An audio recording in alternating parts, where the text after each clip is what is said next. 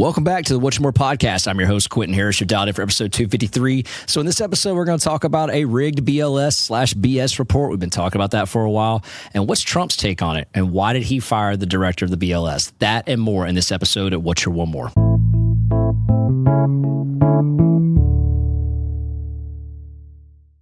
Okay, so welcome back. We're going to talk a little bit about, obviously, some big news that took place last week. You know, if you've been listening to this show for some time, we typically hype up Jobs Week because right now it's labor over inflation when it comes to the Federal Reserve's requirements of what it's going to take to move that needle. And on our show, one of our major focus points is the Federal Reserve and moving interest rates because that's going to stimulate the mortgage side of the economy and the housing economy as well. And all those things are very relative to our audience and our listeners. So that's why we spend a lot of time on that. And in this particular episode, I'm going to talk about what happened last Friday with the BLS report. Around here, we call it the BS report. I actually heard some of our friends over at MBS Highway refer to it as that when we had Dan on the show recently. Shout out to Dan Habib. Actually coming back to the show on August 14th. We'll probably break down this report and some other things to come and talk about this Federal Reserve meeting in September. But before we get to that, let's talk a little bit about the BLS report. Now, we really have two major job reports that come out during what we call Jobs Week. We hype that up because it comes out once a month. You've got the private sector, which is the ADP, and you're probably familiar with that. It's a payroll company, the largest payroll company. They give a private sector report, which is very important because it's pretty much talking about all jobs minus government jobs. And then we get the BLS report, which is a government agency that releases job information, and it pertains pretty much to the government. And you could argue that maybe it might be altered, inherently rigged, disputed. I mean, the list goes on and on by the government. And so let's kind of talk a little bit about that for a minute, because inside the BLS report, we get a lot of things. Number one, we get the unemployment rate. We get the amount of new jobs created. All of these things are put out there for us in the market to digest, and that usually leads to what happens in the bond market. They react to that, and then ultimately it happens and makes its way down to the stock market, equity markets. They react to it as well. Anytime we get a favorable report, you see the bond market react in the form of, higher yields, which typically would mean not good things for mortgage interest rates. And then you would see the actual equities market react favorably as well, because that means an improved job market, means improved productivity, sales, et cetera. You get the point. So let's just kind of take a step back. What is the BLS report? The Bureau of Labor Statistics. It was established in 1884. So it's a community that's been around in the government for quite some time. And I will say this, that there's quite a few people that work there. Of the people that come up and kind of dissect these numbers and these reports, this is probably a group of about 50 plus people that do that. And essentially, there's a couple of ways they collect data in this report. Most of it comes from a household survey.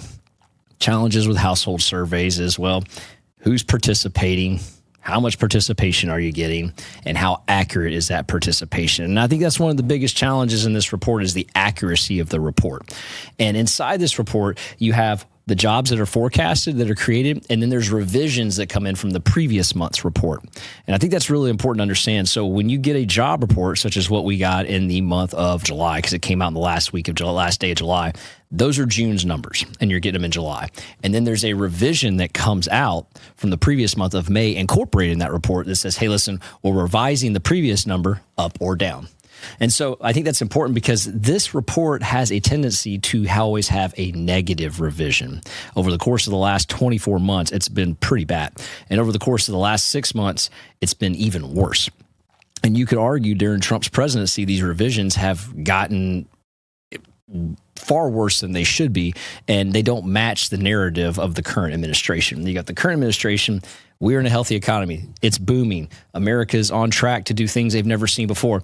And you get these reports that are not matching that. And you could argue, hey, listen, that's because the narrative of the administration's spending isn't correct or the report's not correct. It's one of the two, right? But let's face it, this report has been inaccurate far before Trump took office. It was vastly inaccurate during the Biden administration as well. And so I think that what's interesting is that when you look at this, there's been a flaw in this. We've been describing that for quite some time. Matter of fact, we've approaching our 3 years doing this podcast. All 3 years we've been touting that this report has been highly inaccurate.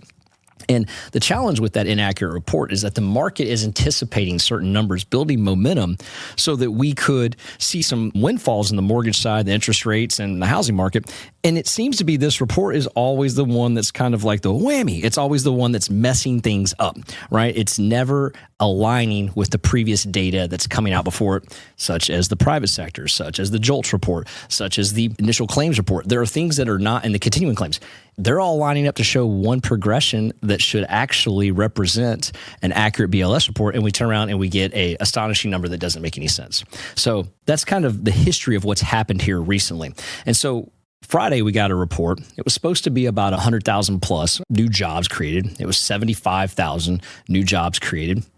And if you recall, I did an episode last month about the previous BLS report, which had a higher than normal number that came out, right? So the number that came out was higher, and it came out because we were talking about how it was mainly state and local jobs that were created.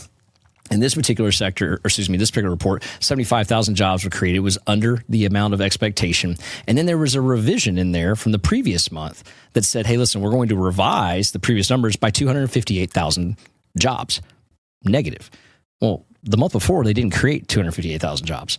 And then they didn't create 100,000 jobs this month. So you literally have a negative job creation number from the past 2 months showing up here, meaning that we're going backwards in the labor market. And so that's not a good thing, because you've got the administration talking about we're in a healthy economy, it's booming, things are going great, everything's working in our favor, but these numbers don't align with that. The other challenge is that in the unemployment number, we saw it go up from 4.1 to 4.2. Now, that's not a huge jump, but it does bode the question, if we have that many negative numbers and the job private sector ADP payroll comes out is also not hitting expectations, how can we only go up from 4.1 to 4.2? Is that 4.2 unemployment a real number? And here's one of the things that I kind of want to take a look at. That's the U3 unemployment number. And if you go back, it was in the, I believe the late 80s, early 90s, we stopped using a number that's called the U6. And the U6 includes all of the people that are still unemployed beyond a year. And what it also includes is people that I like to say that are willingly unemployed. Like they left their job, they're off unemployment, they're looking for a job, but they haven't taken a job yet. And that number is closer to 8%. It is 7.9%. Now, we quit using the U6 number because in the 80s, 90s, we wanted to say, hey, listen, we're going to use U3 because it looks better, right? And so we transitioned to use that number. But the U6, in a lot of different data sets, you could argue is a far more accurate number of what this true unemployment rate looks like.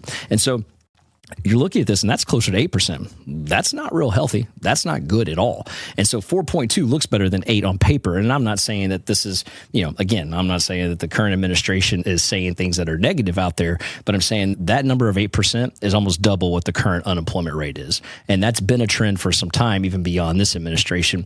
I guess what I'm pointing to is that the unemployment number and the job market may not be as good as we're wanting to believe it is. It is not as good right now as it needs to be.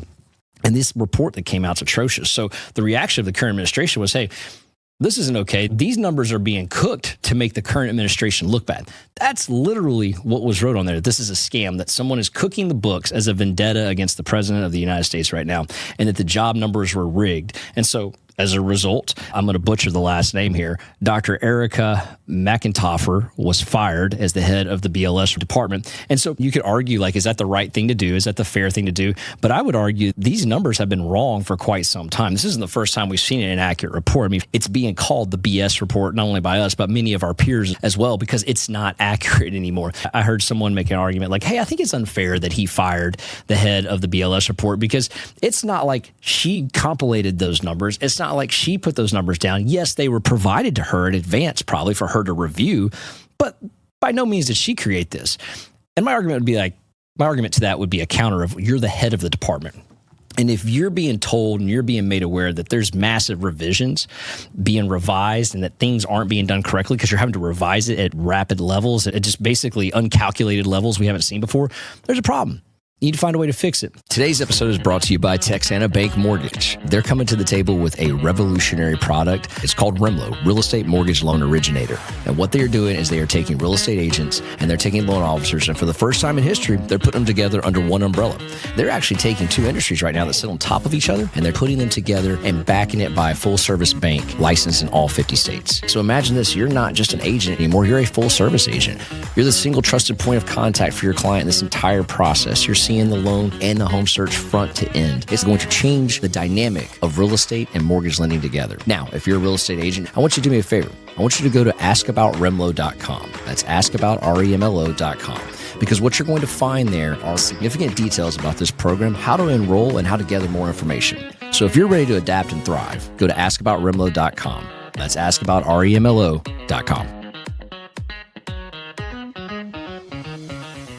Let's go back a couple of years ago when ADP, who was the private sector payroll, said, hey, listen, our numbers are off. And I think this gets lost a lot in this. Their numbers were off as well. So what did they do? They took a step back. They took 2 months off and said, hey, we're going to bow out for a minute, and we're going to find a way to recalibrate how we calculate our numbers because they're off and they need to be better and they need to be more accurate. And this was a big thing because a lot of people go, oh, that's going to change the dynamic of the market because it's going to be less predictable. We're going to see things that are off now because it's a new reporting system. And what we found was after that newness wore off and after they got through 3 months of reporting, their numbers are far more accurate. And it's not even close, far more accurate than, beyond the BLS report. Yes, you have seasonal adjustments, but they're in line. This BLS report is nowhere even near in line, but yet it's a market mover. And what is challenging to people like myself on this end is when you get a report, you dive into it, you read the revisions, the headline says, boom, jobs created, met, beat, or below expectation, the market moves. But then no one digests that revision in there. And what's crazy about it is the revision should have showed up last month, which would have moved and anticipated the market to move better than what it was doing. And we get these revisions later on. It's almost like a delayed reaction. And the challenging side with that is, I'll use this example. So the month before, we had a positive BLS report, meaning it beat expectations. Leading up to that, the ADP report showed favorable data for mortgage rates to be lower and bond rates to go down, or bond yields to go down. We had a JOLT report that was also favorable. We had continuing claims that were favorable, meaning that all these things were showing that the job market was steadily declining, maybe even deteriorating. So the anticipation was the BLS report would match that, at minimum meet expectations. Instead, it comes in and it's way above expectations. Like, I don't recall, but I think it was like 50,000 jobs above expectation, maybe 70,000. That shouldn't have happened. Why? Because when we got the revision the next month, it was negative 200,000. That should not have matched up like that, meaning that the market never got the chance to digest that negative revision because we went ahead and printed a positive number that didn't exist. So then they had to go back and revise that data, but yet that revision doesn't get compulated 30 days ago in the market. So instead of seeing favorable rates, instead of seeing favorable terms, rates either paused and went up. And that's the problem with these reports, that they're market movers like that, and that they're getting so much weight put on them when they're not accurate. So Trump does what Trump does. He's taken action, fired the director of the BLS. Now, again, I also look at this. You've heard me say this numerous times on here. Could you imagine your kids, right? Because this is a government agency. Let me back up. It's a government agency. So government agency printing numbers for the government on the government's behalf. Lots of government data in there in the form of government jobs, state, federal, local, and that's altering the market. Think about that. This report alters the market more than any other job report, and it's a government agency. Like, the government should not be able to control the markets with a report that's about them that they control. I think there's a problem because, again, could you imagine kids going to school making their own grades? Like, okay, hey, I'm going to got an A on this one. Mom and dad excited. 4 weeks later, revision. It was actually a C, right? We've talked about that. I mean, literally, it's almost the analogy you could say you're putting the cartel in charge of giving me drug data. What do you think I'm going to get from that, right? So the reality is when the government, who should not be in charge of this report, they should literally eliminate this report. This is where I'm getting at with this. Either eliminate it completely from the reporting system, because government jobs, that's great. We know they're not super high-paying jobs. They don't alter the economy. The jobs involved in that are not really they shouldn't move the market. The private sector are your better paying jobs. They should be moving the market because that's where most of the consumer spending is going to come from, and most of the data sets should arrive from. And it's more accurate that we've seen since they've revised their reporting over 2 years ago. That's what should happen here. We should literally eliminate the BLS report altogether. If anything, minimize its effectiveness in the market and not relay so much so much data dependency on that, especially from the Federal Reserve saying, let's come up with an accurate way to do the unemployment and get the right unemployment number. I go back to that U6. That also includes people that have a part-time job. And that 8% number, that 7.9% number I was referring to, that includes people that have a part-time job that are trying to get a full-time, but they can't. So they're having to settle for a part-time. And we know for a fact we have the highest number of records of people that have more than one job. And again, that could be 2 part-time jobs. It could be a full-time job and a part-time job. There's a lot of things you could pair off there, but we have an all-time high record of that. And the data suggests it's people that have 2 part-time jobs, not 1 full-time job. So they're also included in that 7.9%. We see the continuing claims are rising. We see that people are still, the unemployment line isn't getting any shorter, right? We're still seeing high numbers on that. They're not the highest of records, but we're still seeing higher numbers on that. And the reality is that doesn't match a 4.2 unemployment rate, is what I'm getting at. That number is probably higher. But again, because of the way it's being compulated, the way that it's actually, the data is collected, the participation rate, the accuracy of people participating in that, all of that is what arrives to that number. And that's also one of the reasons why I think it's suggestively we should not put so much weight on that as an economy. And when you go and take a look at the Federal Reserve, one of the things that I'll continue to say is, it's interesting to me how oblivious Powell and the group are, not all the group, but Powell and the group are to the economy being quote unquote healthy, to the economy being quote unquote resilient, when in fact there are some stubborn factors showing up that many people, including 2 people in particular of the Federal Reserve, are coming out and they're saying, hey, listen, this isn't good.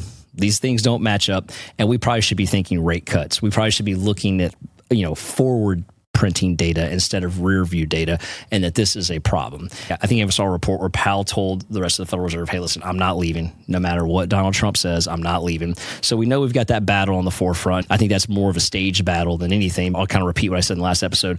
Powell leaving the Federal Reserve would be the worst thing that could happen for Donald Trump, because then he doesn't have a punching bag and he has no one he can point to and blame for the economy. However, as long as Powell is there, Trump has a runway of doing exactly what he's doing right now, which is, hey, listen, I can't fire Powell. So I'm going to say as many things about what he's doing wrong as I can possible, because I know he's not going to quit, right? He's going to be my punching bag. And I'm going to blame him for a lot of the things that aren't going the way I want him to go in the economy. And then when he finally does leave and I put someone in there, I'm going to talk about how far he set us back by X amount of years, that we should be so much further, but we're not, because we had a insubordinate person running the Federal Reserve. Even if the right guy gets in there, the right person gets in there, he'll still use that as an example. But he is doing what he can do right now to kind of say, hey, listen, I'm going to fix this. One of the things I'm going to do is fire the head of the BLS, right? She's gone. Let's get this person out of there. They don't know what they're doing. Now let's get the right person in there. And so I think the question that poses is this: does the Federal Reserve, under Powell's leadership, start to look at these numbers and still add the same level of weight to them with a new person in there? Because clearly Trump's going to put someone in there and get prints the way that he wants it to look. Does that alter the Federal Reserve's initiative of labor over inflation right now, which I believe it's going to? And how accurate is that reporting going to be? Or do you just dismiss it altogether and put all of your accuracy in a private sector? So what I'd like to see is a combination of maybe the BLS report just completely being eliminated, right? And let's put all of the weight in the ADP report, that private sector report, the one that can't be controlled or altered by the government or even, manipulated by the government. Let's put it in that sector, which has proven to be far more accurate over the course of the last 2.5 years since they broke down their report, rebuilt it, and started revising it appropriately. And let's get away from one over here that doesn't show the numbers that are accurate and is coming with massive consequences of revisions to the market. And let's set something up to where we can get an accurate unemployment number. And more importantly, as this Federal Reserve starts to kind of transition from the Powell era to the next chairperson's era, let's really focus on what matters here. And what matters here is our economy, and not what side of the table you're on and what battle lines you have with a person that's in office. What's more important is there are homeowners, there are Americans that want to be homeowners, and there are people that have equity that they need to be able to use right now to help them. Maybe it's to get rid of some of this debt they have that they've built up over the years, just trying to survive from this inflated market that we're in. Let's focus on how we can help people the right way on that. And those are things that we're going to continue to dissect and look at on this show for our audience and our listeners. And for people that are not listening to the show, if you would, go ahead, tell them about our episodes. Tell them to check us out. Check us out at Apple. Check us out at Spotify. 5-star review our podcast. Check us out on YouTube. Our producer does a great job of putting all our charts when we have them in there, as well as just dissecting the episode at What's Your One More with the number one. Subscribe to that channel. We'd love to hear your comments and feedback on there. And until the next episode, we'll see you at What's Your One More. I got one more shot, I'm gonna make it. One more chance, I'm gonna take it. I meant it when I said it, now it's time for me to do